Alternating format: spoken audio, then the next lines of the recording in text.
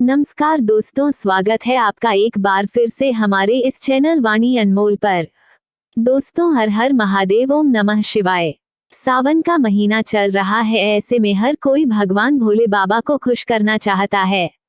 हर किसी की इच्छा होती है कि वो सावन में भोलेनाथ को खुश करके अपनी सभी इच्छाएं और मनोकामनाएं पूरी कर ले। दोस्तों, अगर आप पर भी भोले बाबा की कृपा हो जाए तो काल भी आपका कुछ नहीं कर पाएगा, क्योंकि कालों के भी काल है शिव भोलेनाथ, इसलिए इसे महाकाल कहते हैं। अगर आप भी महादेव की कृपा पाना चाहते हैं तो सच्चे दिल से कमेंट बॉक्स में लिखें हर हर महादेव, ओम नमः शिवाय, और एक लाइक जरूर कर दे। दोस्तों, सबसे पहले जानते हैं सावन सोमवार व्रत की तारीख। इससे पहले आपसे एक निवेदन है कि वीडियो को बीच में छोड़कर नहीं जाएं। इससे भगवान शिव भोलेनाथ का अपमान समझा जाता है। अगर आप किसी कारण वंश वीडियो बीच में छोड़कर जाना चाहते हैं तो कमेंट में ओम नमः शिवाय हर हर महादेव जरूर लिख दें। दोस्तों, सावन व्रत पहले सोमवार का व्रत 10 जुलाई, दूसरे सोमवार का व्रत 17 जुलाई, तीसरे सोमवार का 24 जुलाई, चौथा सोमवार व्रत 31 जुलाई, पांचवा व्रत 7 अगस्त सोमवार, छठा व्रत 14 अगस्त सोमवार को, सातवां व्रत 21 अगस्त को, आठवां व्रत सोमवार 28 अगस्त को रखा जाएगा। दोस्तों, सावन के महीने में अब की बार 8 व्रत रखे जाएंगे। अगर आप भोलेनाथ का यह वीडियो 8 लोगों को शेयर करते हैं और 8 बार ओम नमः शिवाय लिखकर कमेंट करते हैं तो आपको 8 प्रकार के लाभ 24 घंटे के अंदर अंदर में देखने को मिल जाएंगे, ऐसा हमारा मानना है। सावन का महीना भोलेनाथ की शक्ति का महीना समझा जाता है, और सावन महीने में जितना ज्यादा हो सके सारे कामों का त्याग कर अगर कोई विशेष तौर से भगवान भोलेनाथ को खुश करने में लग जाता है तो उसकी कुंडली के बारे न्यारे हो जाते हैं। साक्षात भगवान भोलेनाथ उसके जीवन में प्रवेश कर जाते हैं और भोलेनाथ का उसके घर में आगमन हो जाता है। इसी वजह से सावन का विशेष महत्व रहता है। दोस्तों, इसी तरह सावन के बारे में बताया जाता है कि इन अच्छे कार्य को करके भोलेनाथ को खुश कर सकते हैं। तो दूसरी चीज है कि सावन के महीने में कुछ चीजें करने के बारे में ही बिल्कुल मना किया जाता है। इन चीजों का अगर आप सावन के महीने में पालन करते हैं तो परिवार में खुशियां रहती हैं, धन के भंडार भरे जाते हैं।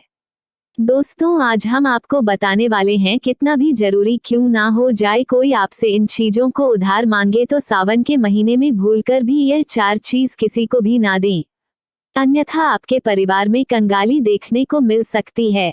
महादेव आपके घर का त्याग कर सकते हैं, रुष्ट हो जाएंगे। दोस्तों, आगे बढ़ने से पहले अगर आप भगवान भोलेनाथ से प्यार करते हैं तो सच्चे दिल से कमेंट बॉक्स में लिखें सावन की हार्दिक शुभकामनाएं और हमारे चैनल को सब्सक्राइब करके इस बेल आइकन को जरूर दबाएं। दोस्तों, आज के समय में उधार देना या लेना हर व्यक्ति के जीवन में ऐसा हो जाता है।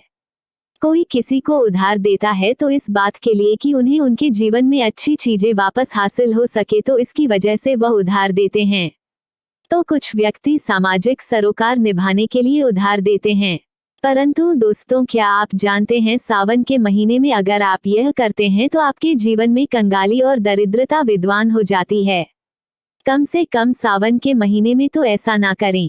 दोस्तों, बात करते हैं सबसे पहले सावन के महीने में भोलेनाथ से जुड़ी किसी भी तरह की कोई चीज आप किसी भी व्यक्ति को उधार ना दे, जैसे कि भोलेनाथ से जुड़ा किसी भी तरह का फल, भोलेनाथ से जुड़ा किसी भी तरह का वस्त्र और भोलेनाथ से जुड़ी पूजा की सामग्री आप भूलकर भी किसी को उधार या दान के तौर पर भी ना दें, क्योंकि समझा जाता है कि अगर आप इस तरह की सामग्री दूसरे व्यक्ति को देते हैं तो आपके घर से भोलेनाथ दूसरों के घर चले जाते हैं।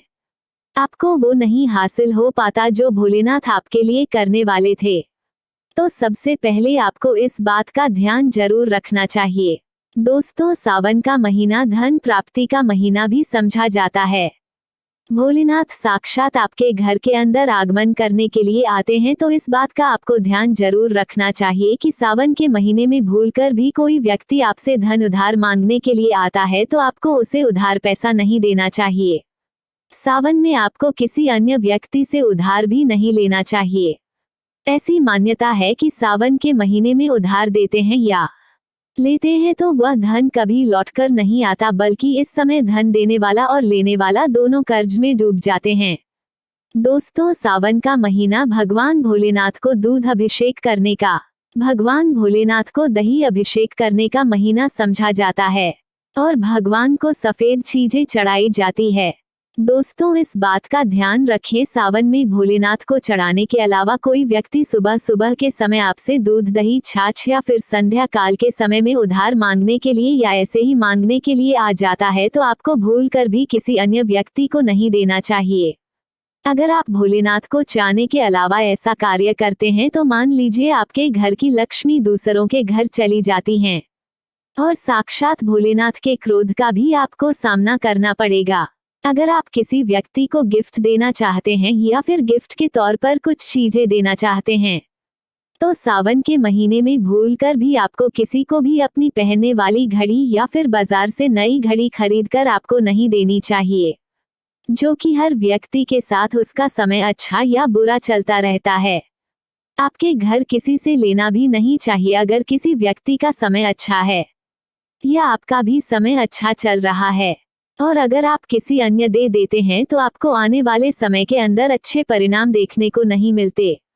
इस बात का आपको जरूर ध्यान रखना चाहिए। दोस्तों, सावन के पवित्र महीने में कुछ चीजें ऐसी होती है जो आपके घर की सुख समृद्धि से जुड़ी होती है, तो ऐसे में वह चीजें किसी भी व्यक्ति को उधार नहीं देनी चाहिए, और वह भी संध्या काल होने के बाद। जैसे कि कोई आपसे लहसुन, प्याज, दूध, दही तथा उधार पैसे भी मांगने के लिए आता है तो जब सूर्य उदय होता है सावन के समय सुबह सुबह या फिर सूर्य अस्त हो जाता है तब, ऐसे में इन दोनों समय में आपको घर की समृद्धि दूसरों को भूल कर भी नहीं देनी चाहिए। समझा जाता है कि अगर आप ऐसा करते हैं तो आपके घर की सुख समृद्धि तथा माता लक्ष्मी दूसरों के घर चली जाती है और आपको उसका अच्छा परिणाम देखने को नहीं मिलता। और सावन के पवित्र महीने में आपको उन बातों का ध्यान जरूर रखना चाहिए जो दान पुण्य से जुड़ी होती है। दान पुण्य करना की परंपरा रही है, हर व्यक्ति दान पुण्य करके सावन की पवित्र महीने का लाभ उठाता है, परंतु सावन में आपको दो तरह के वस्त्र ना तो खरीद कर लाना चाहिए और ना ही किसी व्यक्ति से लेना चाहिए और ना ही किसी को देना चाहिए। इसके अंदर पहली चीज तो होती है काले और सफेद कपड़े। आप विशेष रूप से ध्यान रखें, भूलकर भी किसी भी सुहागिन महिला को सफेद कपड़े उतार या फिर दान दक्षिणा के तौर पर नहीं देना चाहिए। समझा जाता है कि अगर आप ऐसा करते हैं तो उसके वैवाहिक जीवन को यह प्रभावित करता है और उसकी वैवाहिक जीवन में दुख आ जाते हैं, तो इसी वजह से इसका ध्यान रखना चाहिए दोस्तों। और विशेष तौर पर काले कपड़े आप किसी को भी दान के तौर पर या उधार के तौर पर सावन के महीने में नहीं देनी चाहिए। ऐसी मान्यता है कि अगर आप ऐसा करते हैं सामने वाले व्यक्ति के जीवन में दरिद्रता जाती है और देने वाले व्यक्ति के जीवन में राहु दोष लग जाता है और साक्षात भोलेनाथ उस व्यक्ति से क्रोधित होने लगते हैं। दोस्तों, सावन के महीने में बासी रोटी दान नहीं करनी चाहिए, ना ही किसी जानवर को खिलानी चाहिए। बासी रोटी हमेशा बासी ही कहलाती है, इसीलिए अगर आप भोले की कृपा पाना चाहते हैं तो ऐसे में ताजी रोटी तथा ताजे बने चावल ही खिलाने चाहिए। इससे भगवान भोलेनाथ बहुत खुश होते हैं। दोस्तों, और सावन के महीने में अगर आप किसी व्यक्ति को दान देने की सोच रहे हैं तो आप नए कपड़े दे सकते हैं, परंतु ध्यान रखें काले और सफेद कपड़े ना दे तो आपके अपने पहने हुए और अपने पुराने कपड़े भूल कर भी किसी को भी दान के तौर पर या फिर पहने हुए कपड़े किसी को भी ऐसे ही नहीं देनी चाहिए। समझा जाता है कि अपने पहने हुए कपड़े किसी अन्य व्यक्ति को देते हैं तो याद रखिए आपके पहने हुए कपड़ों के साथ आपकी समृद्धि जुड़ी हुई होती है। अगर वो दूसरों के घर चली जाती है तो आपको कंगाली या फिर इस तरह की चीजों का सामना करना पड़ता जो आपके परिवार के लिए अच्छे नहीं होते। तो हमेशा इस बात का ध्यान रखें, अपने पहने हुए कपड़े कभी किसी को ना दे। आप चाहे तो सावन में बाजार से नए कपड़े खरीद कर दान दे सकते हैं। दोस्तों, सावन का महीना सुहाग के लिए विशेष समझा जाता है, तो किसी भी सुहागिन महिला की माता लक्ष्मी से जुड़ी चीजें आती है जो सुख समृद्धि को बढ़ाती है और यही चीजें मां लक्ष्मी को आमंत्रित करने का कार्य करती है। तो ऐसी चीजों से जुड़ी हुई कोई भी वस्तु आपको किसी भी महिला को नहीं देना चाहिए। सुहागिन महिलाएं विशेष तौर से ध्यान रखें कि अपने माथे पर लगाने वाला सिंदूर तथा गले में धारण करने वाला मंगलसूत्र और तीसरी चीज अपने पैरों में पहनने वाली पायल और चौथी चीज चूड़ियां सुहाग का प्रतीक मानी जाती है।